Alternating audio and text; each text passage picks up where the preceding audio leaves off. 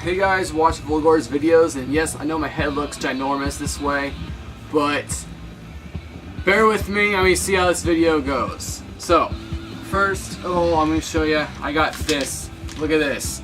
How often do you see this? This is a quart. No. This is not a quart. This is a double quart of Peace Tea, the Caddyshack flavor, for only $1.50. So yeah, had to get it. Pretty good too.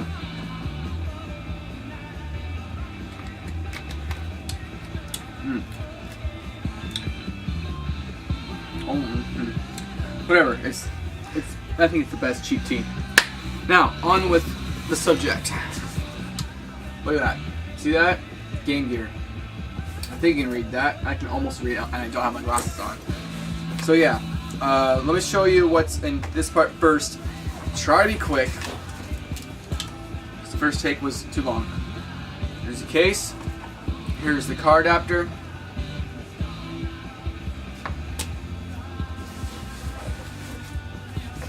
We got Land of Illusion, Mickey Mouse booklet. Here's the back.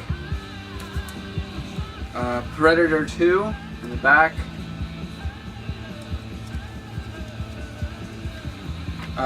James Pond 2. Played it, pretty lousy game, but whatever. Very thin booklet too. Whatever. Ren and Stimpy. Ren, Stimpy, Hook. I don't know what's up with that. Quest for the Shaven Yak.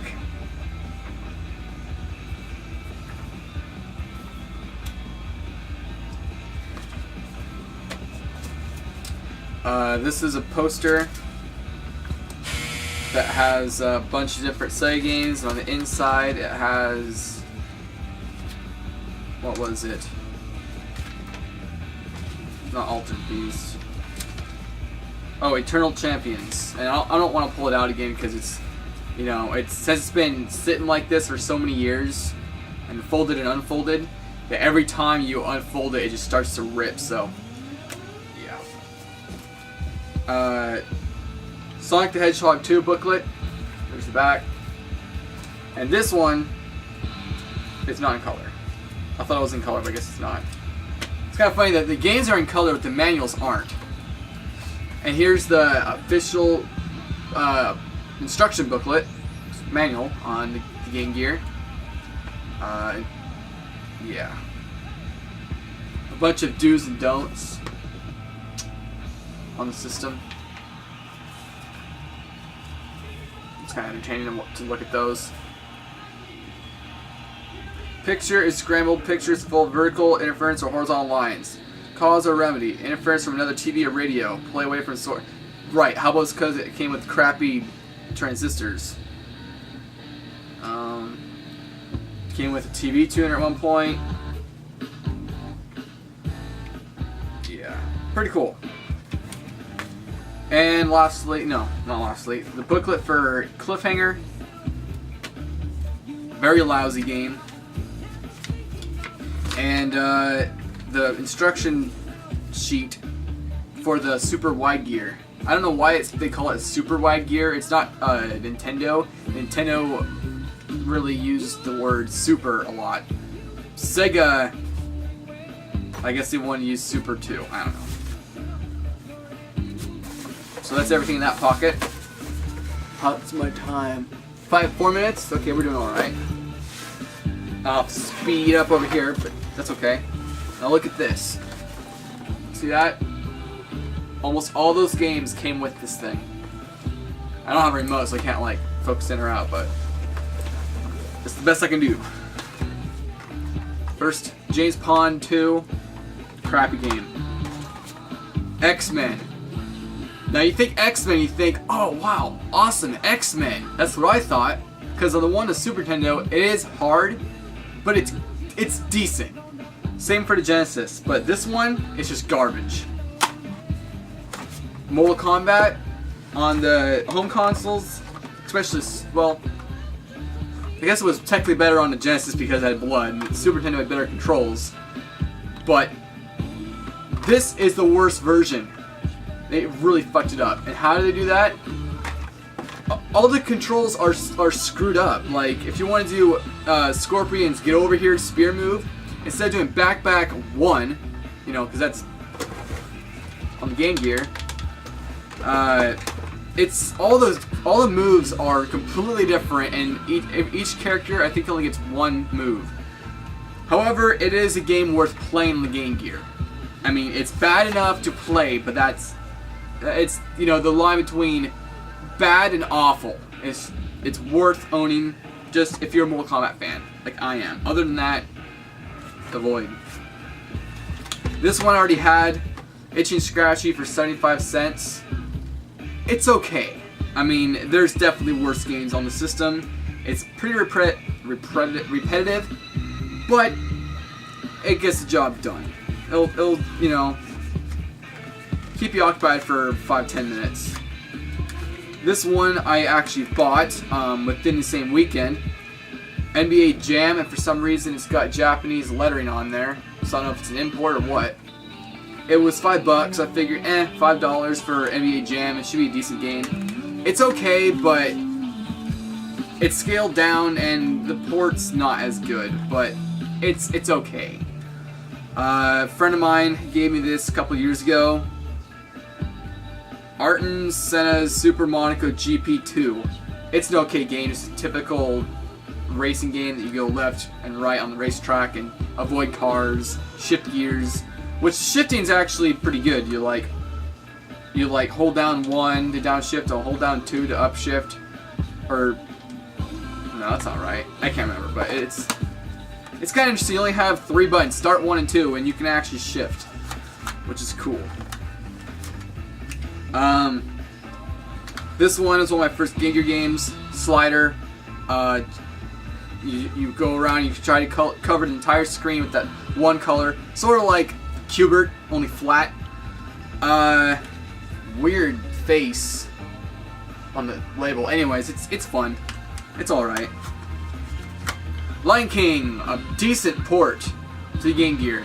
I'm not too good at this game. I can beat the first level.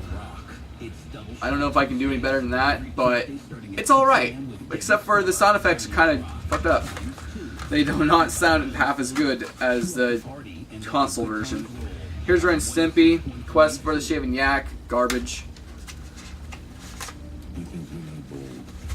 Cliffhanger, garbage. And they're worthless, so I'm not going to throw them away. I'm not going to give them away. I might as well keep them in there just to, you know, fill up the holders. Sonic the Hedgehog, of course, it's a staple. Must have for the Game Gear, obviously. This one is Line of Illusion.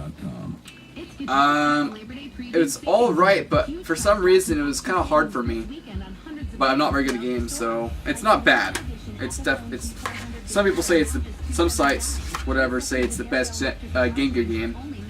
I wouldn't say that, but I didn't really get attached to it. This one is pretty good. Mighty Morphin Power Rangers. That one came with it. So did Sonic, Ren and Stimpy, Mickey. Not as good as the console version, but it's different. In this version, it's basically a beat 'em up, but once you it's a beat 'em up, but it's a fighting game.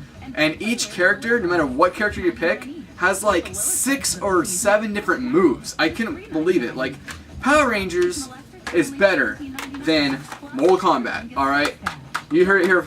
You heard it here first, folks. I mean, Mortal Kombat, you only get like 1 move or maybe 2 per character, and this one you get like 7 moves or something. It's ridiculous. It's not a perfect game, but it's a pretty good game for the Game Gear. Next, Super Columns. It's a good game, but after playing Tetris all my life, you know, or Dr. Mario, you flip the blocks. This one you not rotate, but you like flip them around the order. You don't rotate them. So knowing, you know, if you haven't played this your whole life, I haven't. So, anyways, if you haven't, it's kind of weird to get into, and I suck at it. It's not a bad game though, and the music's pretty good. But like I said, if you play Tetris and all these other Nintendo-based puzzle games, it's going to be a really hard time to fix your brain to play it that way. Already showed Cliffhanger. I don't need to pull it out. What am I doing? Sonic 2. You know what it looks like. Sonic 2. Oh, this one I just bought not too long ago. $5. Streets of Rage 2. It's okay. I actually think Power Rangers is better, but that's just my opinion. I don't know. I didn't really play that much. Maybe if I played more, maybe it has a better, longer game or better boss or better, you know. But my first impression was Power Rangers was better. And another Sonic 2. And I have a third Sonic 2, my old Game Gear, the screen died in. Okay, this is the wide gear. You put it over to Game Gear and it blocks out the light from the sides, which I didn't really realize that at first, but it's pretty cool. So you're not like hunkered over it, you know. Yeah, it's like stalls for your screen.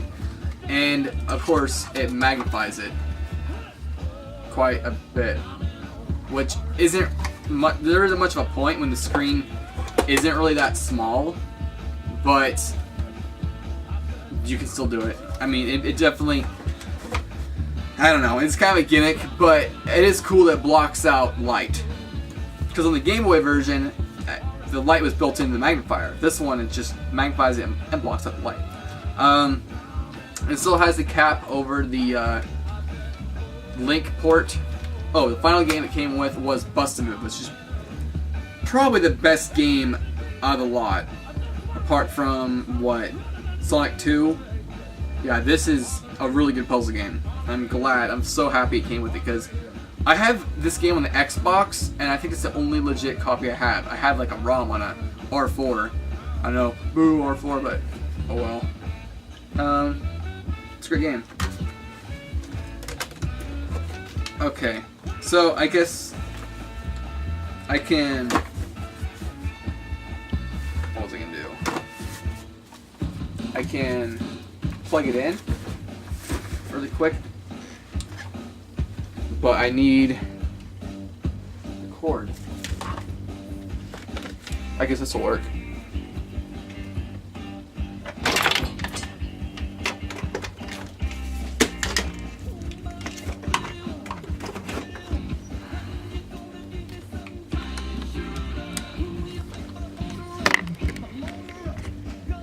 Whoa. Whoa. Hey, I'm not doing too bad. Only 13 minutes for going through all those games. Alright. So, there it is.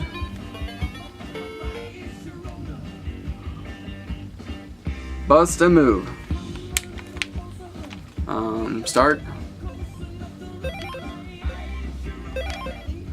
It's really hard to look through this at the screen because it's like... There we go.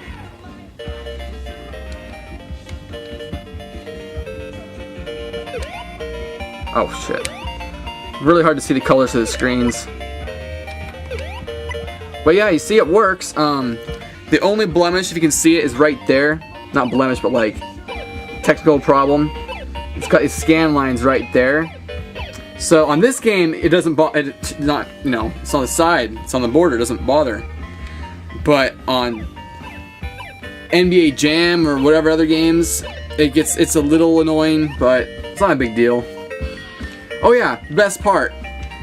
How much would you expect for me to spend for all but 4 of these games? I mean, the whole thing. 20 or 30?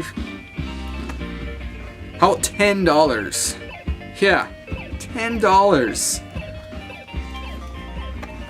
Too bad it didn't come with batteries, but I can't complain. I can't believe I've actually found the Game Gear. I miss my Game Gear. It was really fun. Even if I didn't play it every single day,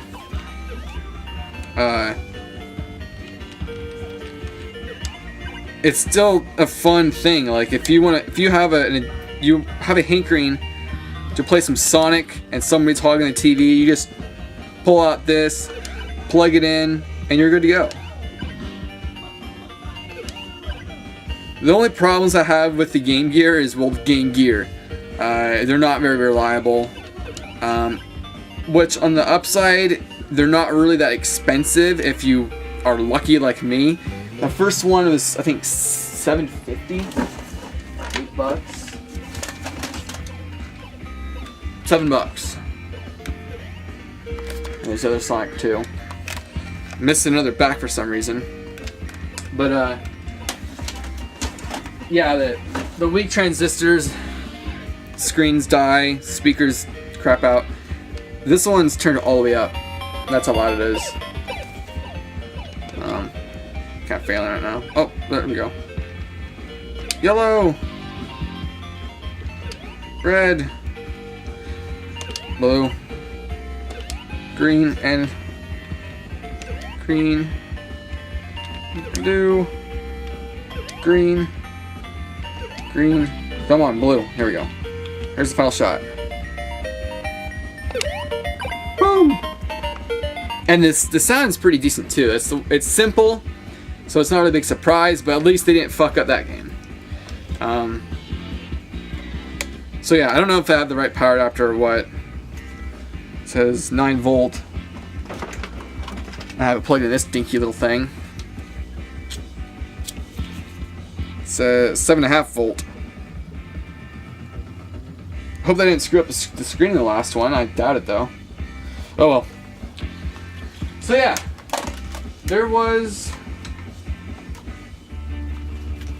my video on the Sega Game Gear I got for $10. That wasn't just for the Game Gear, of course. That was the games. That was the booklets. That was the hookup, like charger, wall plug, car adapter. Oh, and a AC plug that doesn't even go to it. Yeah, so I think I did good. I didn't really look up really how much all of it was worth. Oh, I guess before I forget, this is the thing I messed up in the first take. Batman Returns poster that was in there, and it shows all the different games for the system. So yeah, I don't know what else to say other than thanks for watching. If you watch this, I'm not expecting a whole bunch of people. This is not an ice bucket challenge. Man, that thing is really taking off. Yeah, I don't know, if you've came across something that was an amazing deal that you thought was an amazing deal, let me know if you got it or you didn't get it. If you had second thoughts and you should have got it, or you thought it was something really cool at first, then you bought it and it turned out to be a hunk of crap. You know, that's a good topic. What have I got that I bought that turned out to be a hunk of crap? The Wii? Well, at least it worked. And then it died. The laser. Shoot. I can't really think of it off the top of my head. Oh, I do. I could think of one before the 20-minute mark. How about, remember when there was a whole bunch of different MP3 players? What was that brand? Samsung or... Ah, crap. I can't remember what brand it was. But anyways, it was this MP3 player. I can't remember the brand, but it was supposed to be better than the iPod Touch. Better than the Zune, because it had like 300 different equalizers and whatever. Had a brilliant screen, but I think it was a Samsung T9, something like that. I can't remember, but it sucked. It lagged. It had the video you had to, it didn't work like it should. It was very clunky. And people like ranted on my video and said, "Oh, maybe you should go back to your iPod," or I don't know. They gave me a bunch of crap because I didn't like it. And it's like, I'm used to using something that works good, and this thing would like crash and like freeze up all the time. What the heck was that called? Toshiba? No, it wasn't Toshiba. It was either Samsung or Toshiba. Anyways, that was probably the worst thing I ever paid for.